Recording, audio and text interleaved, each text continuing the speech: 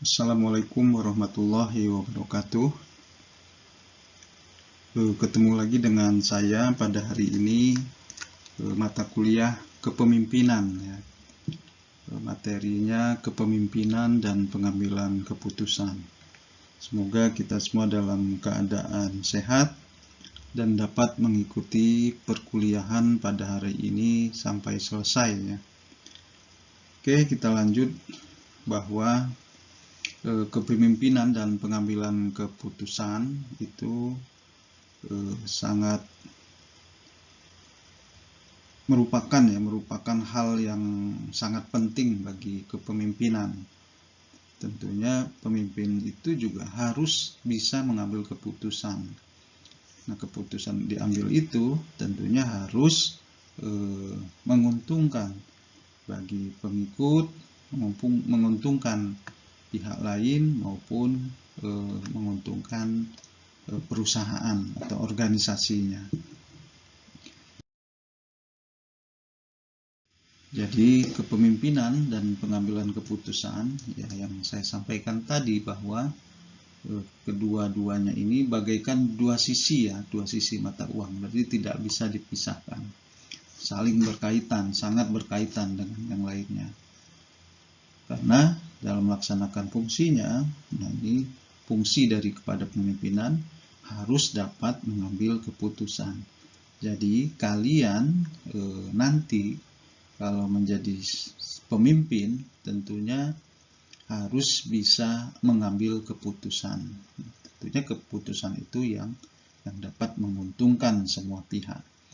Nah, pengambilan keputusan ini sangat penting dalam manajemen dan juga keputusan ini juga merupakan tugas utama dari seorang pemimpin.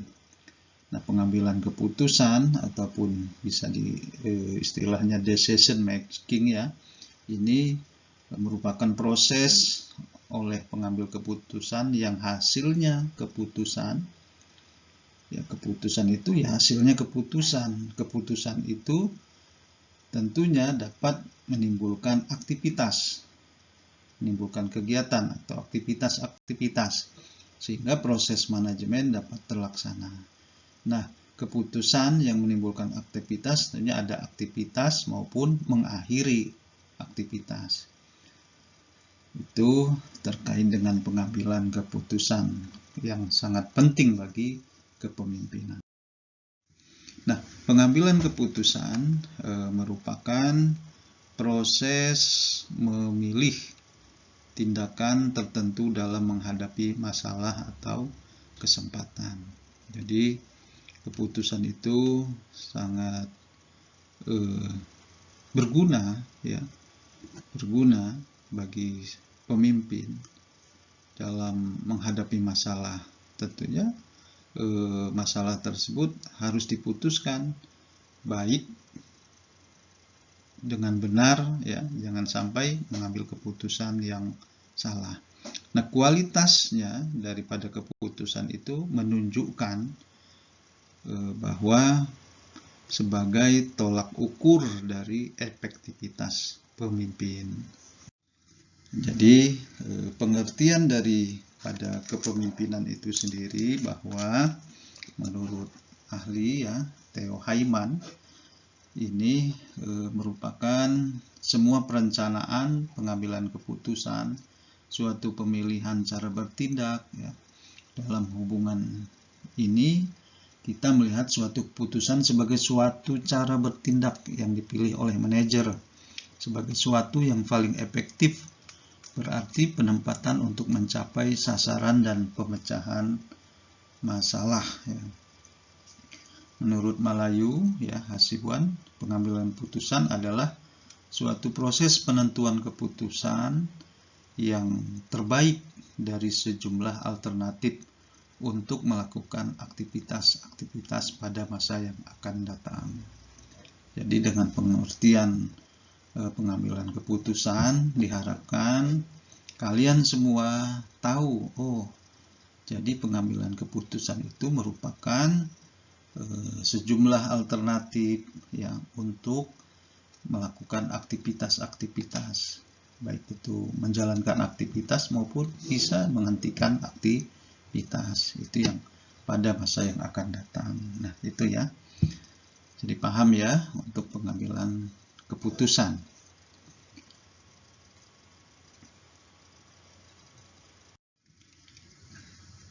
Dalam pengambilan keputusan kepemimpinan ada dasar-dasar pengambilan keputusan ya. Nah, ini pengambilan keputusan ini sering kita pahami ya sebagai pemilihan alternatif yang tadi saya sampaikan sebagai pilihan alternatif untuk menjalankan aktivitas-aktivitas ya. Tentunya dalam pengambilan keputusan kepemimpinan ini berdasarkan atas kebijakan, ya, wewenang yang dimiliki ya, oleh pemimpin. Nah, ada dasar-dasar pengambilan keputusan. Pertama adalah intuisi. Nah, intuisi. Dasar pengambilan keputusan terkait dengan intuisi ini, intuisi itu artinya perasaan ya, yang lebih bersifat subjektif, artinya mudah terkena sugesti ataupun pengaruh dari luar dan faktor kejiwaan ya. Jadi dasar pengambilan keputusan itu sugesti dari kepemimpinan itu sendiri untuk mengambil keputusan, atau bisa dipengaruhi dari luar atau faktor kejiwaannya ya. Nah, itu sifat ya. Jadi sifat subjektif ya. Nah, keuntungan daripada keputusan intuitif ini, intuisi ya, bahwa pengambilan keputusan oleh satu pihak sehingga mudah untuk memutuskan. Jadi pengambilan keputusan oleh kepemimpinan itu sendiri ya, tanpa minta pertimbangan dari lain atau masukan-masukan dari lain. Keputusan intuitif yang kedua, keuntungannya yaitu bahwa keputusan intuitif lebih tepat untuk masalah-masalah yang bersifat kemanusiaan. Jadi keuntungan dari dasar pengambilan keputusan intuisi ini mudah untuk memutuskan ya. Yang kedua, keputusan intuitif untuk masalah yang bersifat kemanusiaan. Jadi pengambilan keputusan yang berdasarkan intuisi ini membutuhkan waktu yang cepat ya, karena tanpa pertimbangan-pertimbangan dari pihak lain ya.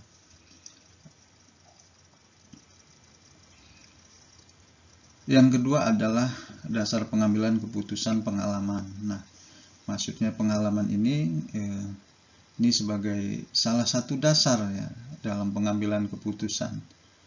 Pengalaman kepemimpinan, pengalaman manajemen ya, seorang manajemen ini dapat dijadikan pedoman dalam menyelesaikan masalah. Jadi semakin banyak pengalaman yang dilakukan atau yang dipunyai oleh seorang pemimpin atau manajer, itu bisa sebagai dasar untuk mengambil keputusan karena bisa cepat menyelesaikan masalah.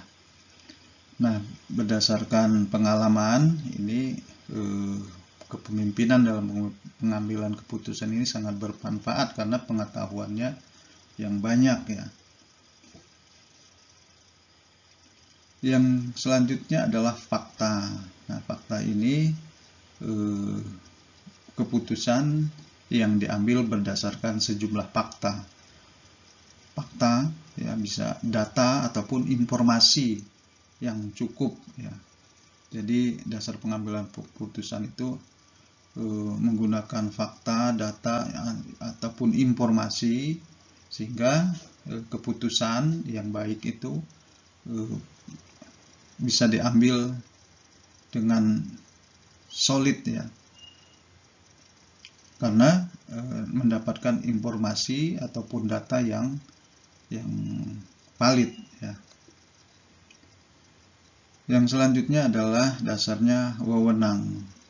Keputusan berdasarkan wewenang ini karena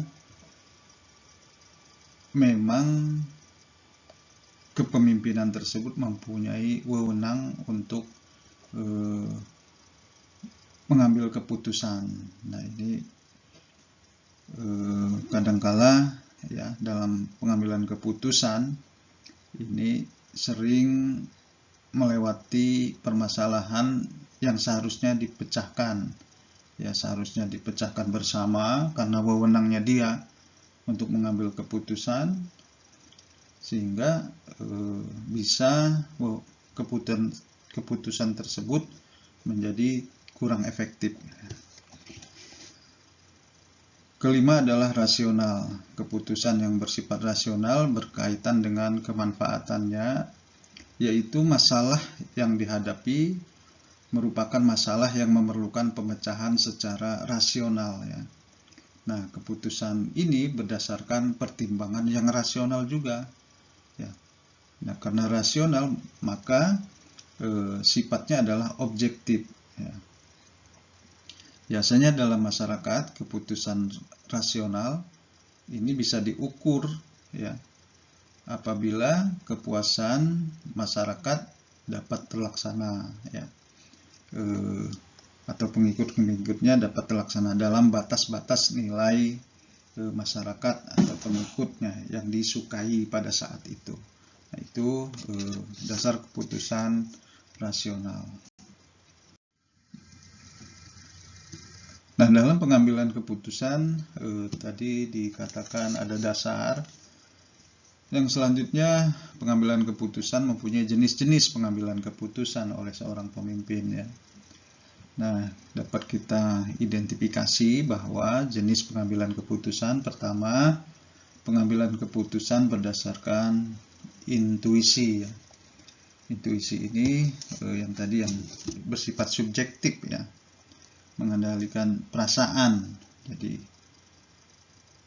Jadi sugesti-sugesti, faktor kejiwaan ya. Nah, ini jenis pengambilan keputusan ini kelebihannya mudah untuk memutuskan ya. Yang tadi yang saya sampaikan. Terus yang kedua, pengambilan keputusan berdasarkan pertimbangan rasional. Nah, keputusan mempertimbangkan aspek kemanfaatan atau daya guna dari keputusan yang diambil. Jadi berdasarkan rasional ini keputusan mempertimbangkan atas aspek manfaatnya apa ya.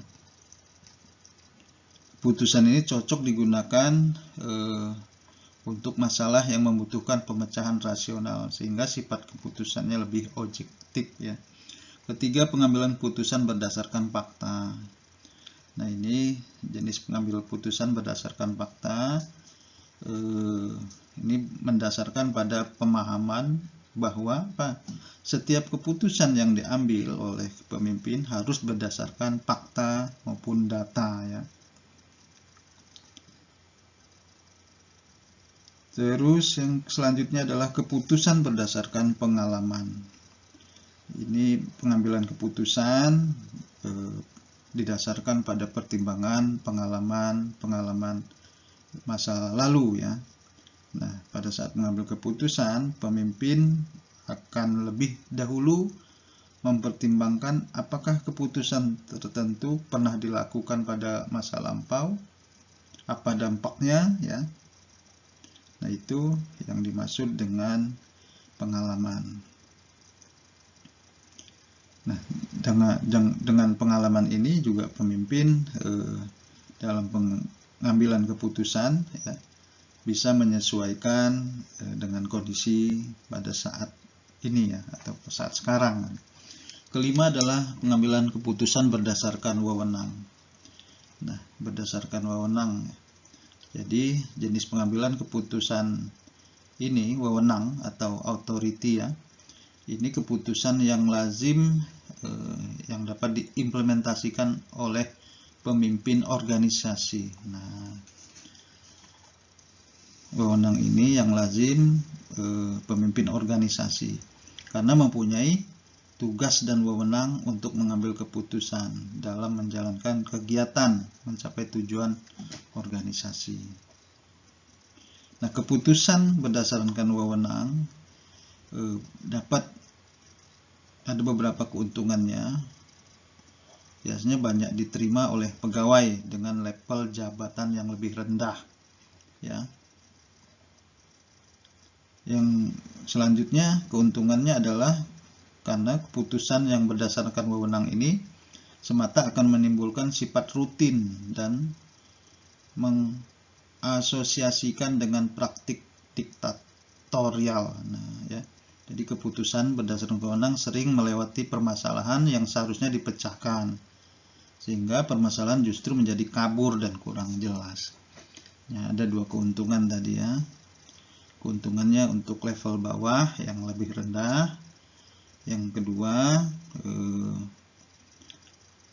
keputusan berdasarkan ini menimbulkan sifat rutin karena dengan praktik diktatornya.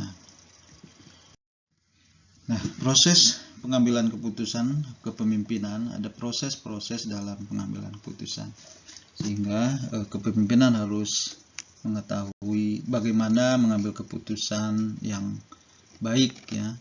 Nah, dalam proses pengambilan keputusan itu kepemimpinan harus pertama harus mengenal masalahnya ya, ada tahapan-tahapan dalam mengambil keputusan.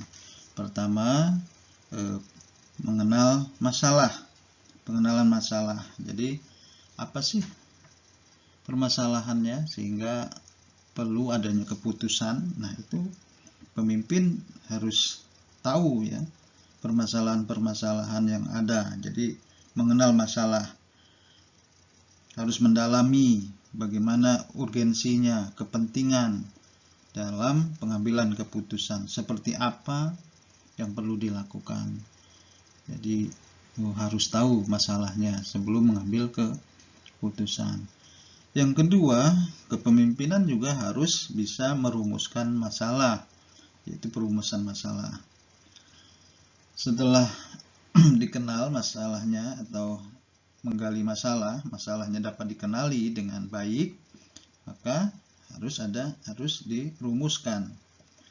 Nah, ini perumusan masalah ini yaitu untuk fokus penyelesaian, sehingga dalam penyelesaian nanti dapat dikelola dengan baik ya, dikelola dengan baik. Jadi sangat penting dalam merumuskan masalahnya. Nah, sebagai panduan bagi seorang pemimpin dalam perumusan masalah, apa saja nanti yang perlu diambil dalam mengambil keputusan, yaitu perumusan masalah. Setelah perumusan masalah diketahui apa saja yang harus diambil keputusan, maka pemimpin harus mencari alternatif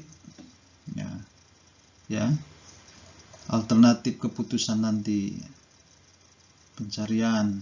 Nah, ini pencarian alternatif ini terkait dengan solusi ya, seberapa banyak solusi yang tersedia nantinya apabila pemimpin mengambil keputusan. Nah, solusi ini tentunya didasarkan dari perumusan masalah tadi ya. Nah, semakin banyak alternatif yang tersedia, maka kepemimpinan semakin banyak mempunyai pilihan ya untuk mengambil keputusan. Jadi harus ada pencarian alternatifnya. Yang selanjutnya adalah pemilihan alternatif. Nah, ini pemilihan alternatif tentunya sesudah ada pencarian alternatif tadi ya. Ini berbagai alternatif disusun ya, lalu dipertimbangkan, terus apa sih manfaatnya kalau kita memilih alternatif ini, apakah risikonya yang akan terjadi dalam pengambilan keputusan. Jadi ada manfaatnya apa, resikonya apa. Setelah itu baru bisa diambil keputusan. Nah, jadi pemimpin setelah semuanya pengenal masalah sudah, perumusan masalah, pencarian alternatif dan pemilihan, maka kepemimpinan bisa mengambil keputusan, ya. Nah, pengambilan keputusan ini harus disertai dengan sikap dan perilaku yang terkait dengan keputusan yang diambil, ya. Nah, setelah pengambilan keputusan harus ada evaluasi, ya, evaluasi. Evaluasi ini, tahap evaluasi ini untuk memantau ataupun menilai apakah kepemimpinan dalam pengambilan keputusan, ya, telah sesuai dengan tujuan, ya, tujuannya dengan mempertimbangkan maksud pemimpin dan kepentingan organisasi, ya. Jadi evaluasi ini sangat perlu, ya, karena untuk memantau dan menilai keputusan yang telah diambil. Apa sih dampaknya, apa sih buruknya terhadap organisasi, ya. Itu evaluasi. Setelah itu, setelah dievaluasi, kalau ada dampak baik dan buruk, tentunya harus ada solusi, ya. Bahwa keputusan itu dievaluasi, ada dampak. Kalau dampaknya negatif, solusinya apa? Nah, seperti itu, ya. Nah, ini perlu ditindaklanjuti, ya, dengan solusi. Nah, solusi ini harus jelas, ya, sebagai pedoman bagi pemimpin maupun pegawai dalam melaksanakan aktivitasnya dalam organisasi. Solusi yang baik, ya, ini solusi yang tidak menimbulkan permasalahan baru. Jadi solusi itu yang tidak menimbulkan masalah baru, intinya seperti itu. Itu proses pengambilan keputusan. Nah, metode. Nah, seorang pemimpin sudah tahu prosesnya, maka metode. Nah, apa sih metode pengambilan keputusan seorang pemimpin? Pertama, berdasarkan kewenangan. Pengambilan keputusan berdasarkan kewenangan. Jadi kewenangan yang melekat pada pemimpin, ya, biasanya diambil tanpa diskusi yang panjang, ya, dilakukan terkait dengan kepentingan yang mendesak. Jadi kalau kalian menjadi seorang pemimpin, ada kewenangan mengambil keputusan. Nah, berdasarkan kewenangan ini mengambil keputusan apabila dalam keadaan mendesak, kepentingan yang mendesak. Sedangkan metode yang kedua berdasarkan masukan ahli. Nah, ahli ini tentunya seorang ahli atau beberapa ahli mempunyai kompetensi, nah, ya, pengalaman, keahlian, ya, yang diakui, ya.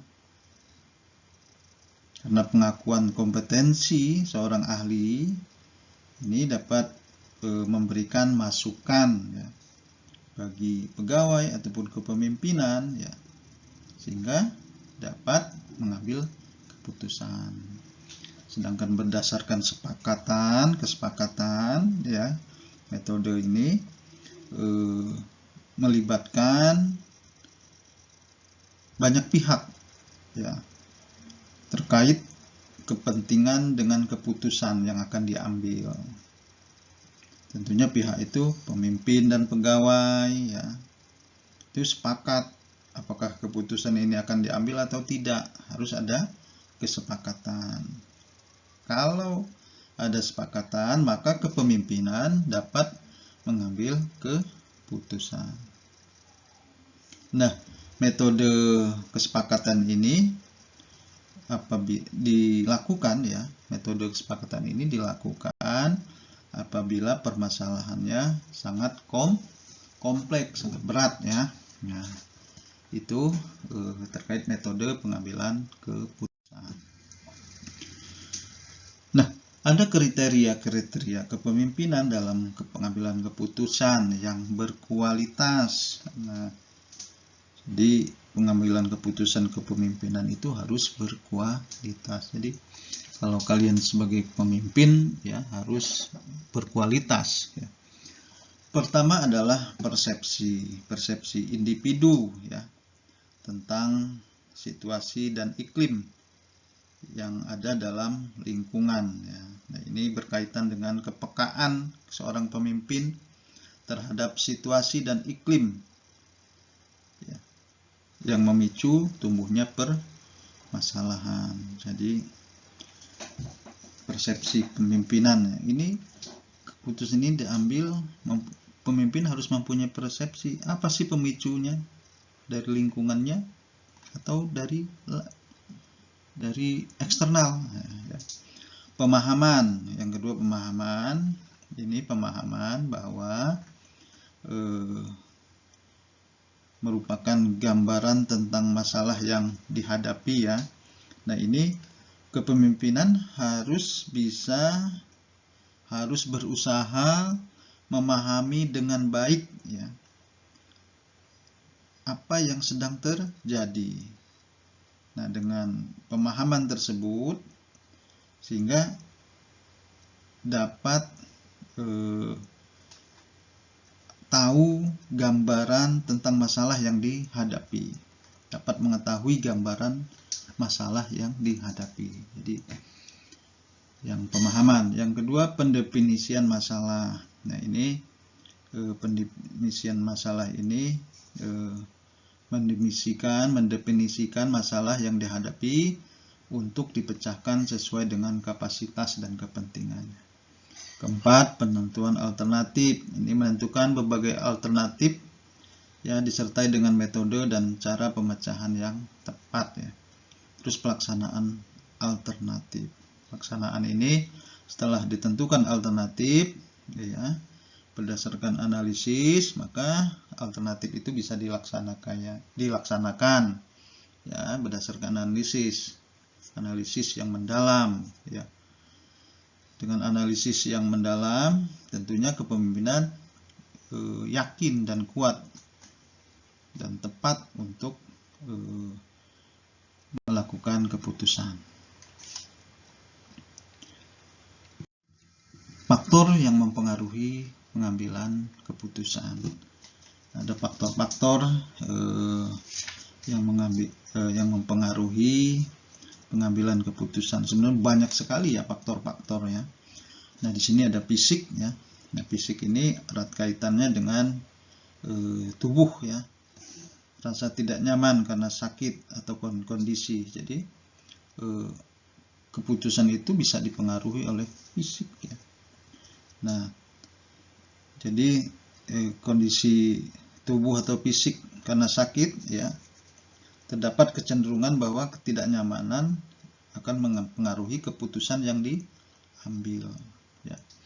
Jadi apabila seorang kepemimpinan dalam pengambilan keputusan, kalau dalam keadaan kurang sehat atau pengaruh fisiknya tidak nyaman, itu bisa mempengaruhi keputusan. Sehingga dalam mengambil keputusan kondisi fisik harus memadai. Yang kedua, emosional. Nah, faktor ini sikap emosional akan bereaksi pada suatu situasi secara subjektif tergantung pada perasaan dan sikap emosional yang dimiliki. Nah, ini sangat berpengaruh sekali ya seorang pemimpin kalau dalam keadaan emosionalnya labil dalam pengambilan keputusan, tentunya keputusannya banyak tidak baiknya ya. Bayangkan kalian dalam keadaan emosinya tidak stabil, terus mengambil keputusan, tentunya banyak sekali masukan-masukan yang tidak bisa disaring dengan baik sehingga keputusan tersebut dapat merugikan ya. Rasional, yang selanjutnya adalah rasional. Ini berkaitan dengan pengetahuan. Jadi mempengaruhi seorang pemimpin dalam mengambil keputusan juga rasional ya. Tentunya rasional ini terkait dengan pengetahuan seorang pemimpin, mendapatkan informasi ya, permasalahan, proses pemahaman ya dalam seorang pemimpin. Nah, itu dapat mempengaruhi pengambilan keputusan. Jadi bayangkan seorang kepemimpinan kalau tidak rasional ya, pengetahuan kurang, informasinya juga kurang, keputusannya waduh kurang baik ya. Terus praktikal ini terkait dengan keterampilan atau kemampuan individu atau seorang pemimpin. Dalam individu ini akan menilai potensi diri, kepercayaan ya, kemampuan untuk bertindak. Jadi bagaimana seorang pemimpin bisa percaya diri? Kalau tidak percaya diri dalam mengambil keputusan itu tidak bisa dituangkan, tidak bisa disampaikan. Jadi kepemimpinan harus percaya diri ya, kemampuan dalam bertindak. Terus interpersonal. Nah, faktor ini berkaitan dengan pengaruh jaringan sosialnya. Artinya apa? Hubungan antar individu ya, yang satu dengan individu yang lainnya ya, mampu mempengaruhi tindakan individu. Terus faktor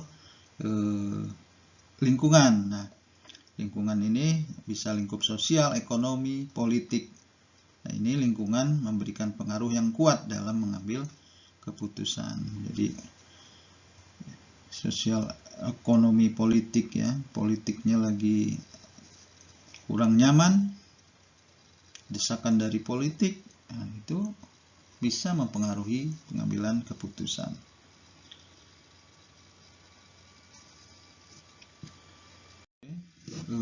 Jadi langkah efektif pengambilan keputusan sesuai kepribadian ya, ada 4 gaya pengambilan keputusan yang dikembangkan dari teori kepribadian ya, psikolog Carl Gustav Jung. Nah, pertama, pengambilan keputusan secara langsung. Nah, pengambilan keputusan yang pertama ini dengan cara mengambil keputusan yang cepat, di mana orang memiliki karakter ini tidak ingin membuang waktu berlama-lama dalam melakukan analisis pilihan yang ada dan segera mengambil tindakan yang runtut ya. Itu secara langsung. Biasanya karena harus mengambil keputusan yang cepat, yang sangat genting ya. Kedua, pengambil keputusan secara analitis. Nah, ini pengambilan keputusan sangat berhati-hati ya, khawatir membuat keputusan yang salah karena tergesa-gesa dan merasa tidak nyaman apabila harus mengambil keputusan segera. Berarti harus dianalisis dulu ya permasalahan yang ada. Pengambil keputusan secara konsep. Nah, konseptual yang tadi ini keputusan yang terbuka dengan cara baru dan berani menghadapi resiko, memiliki visi untuk mengambil keputusan jangka panjang tetapi kurang cepat dalam menentukan rencana tindakan jangka pendek yang harus segera diterapkan. Keempat, pengambilan keputusan secara perilaku. Nah, ini keputusan yang mempedulikan dampaknya terhadap orang lain karena sifat ya perilaku. Seorang dengan gaya ini memperhatikan kepentingan kelompok yang dianggap lebih utama daripada kepentingan pribadi, sehingga berusaha keras untuk senantiasa menjaga hubungan baik dengan semua pihak. Nah, jadi kalian setelah memahami kepemimpinan dan dalam mengambil keputusan ya, kepemimpinan dan pengambilan keputusan yang saya sampaikan ya, bermacam-macam faktor ya, faktor pengambilan keputusan, dasar-dasar pengambilan keputusan, proses pengambilan keputusan ya, terus kriteria pengambilan keputusan. Setelah kalian mengetahui itu, kalian sebagai seorang pemimpin maka dapat memilih ya keputusan yang tepat itu yang seperti apa. Tentunya pengambilan keputusan itu melihat situasi dan kondisi ya. Jadi bisa dalam mengambil keputusan itu dilihat dari situasi maupun kondisi ya. Nah,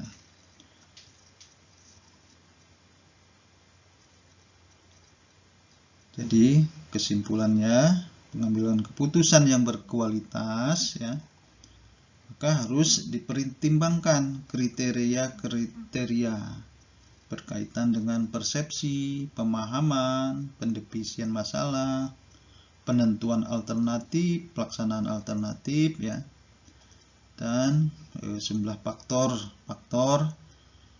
yang mempengaruhi dalam pengambilan keputusan, baik fisik, emosional, rasional, praktikal ya, lingkungan maupun interpersonal. Nah, itu tentang kepemimpinan dan pengambilan keputusan. Jadi kepemimpinan dan efektivitas pengambilan keputusan ya, kepemimpinan dan efektivitas pengambilan keputusan dalam suatu organisasi ya. Nah, ini mempunyai dua ya. Efektivitas keputusan itu tergantung dua hal ya. Efektivitas pengambilan keputusan oleh kepemimpinan tergantung pada dua hal. Yang pertama adalah kualitas keputusan, yang kedua komitmen keputusan. Jadi kepemimpinan dan efektivitas pengambilan keputusan bergantung pada dua hal.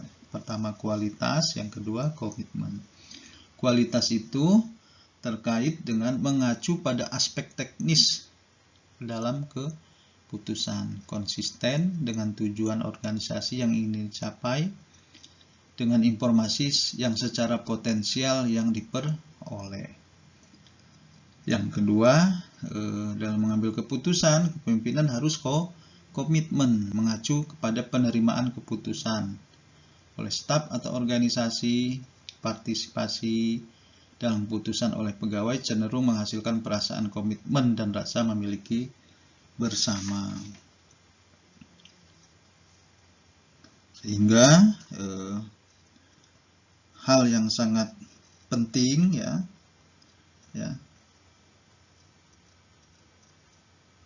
hal yang sangat penting yang perlu diperhatikan adalah kepemimpinan dan efektivitas pengambilan keputusan ini adalah kinerja dan kepuasan pegawai ya. Nah, kinerja dan kepuasan pegawai yang hasilnya banyak sekali ya, gaya-gaya kepemimpinan seorang pemimpin terkait dengan bagaimana meningkatkan kinerja dan kepuasan kepegawaian. Nah, sehingga efektif kepemimpinan dengan kualitas dan komitmen ini dapat meningkatkan kinerja dan kepuasan pegawai. Jadi, pemimpin dalam organisasi itu sangat besar perannya dalam setiap pengambilan keputusan, sehingga membuat dan mengambil tanggung jawab hasil daripada keputusan itu salah satu tugas utama pemimpinan dan merupakan perilaku yang mencerminkan karakter pemimpin itu sendiri. Itu yang dapat saya sampaikan terkait dengan kepemimpinan dan pengambilan keputusan. Ada kuis ya, kuis dilihat di Sekalsa, jawabannya juga langsung di Sekalsa. Silakan dijawab. Dan jangan lupa presensi online di Sekalsa. Terima kasih atas perhatiannya terkait dengan kepemimpinan dan keputusan yang diambil oleh kepemimpinan. Terima kasih, saya tutup dengan bacaan Alhamdulillahirabbil alamin. Wassalamualaikum warahmatullahi wabarakatuh.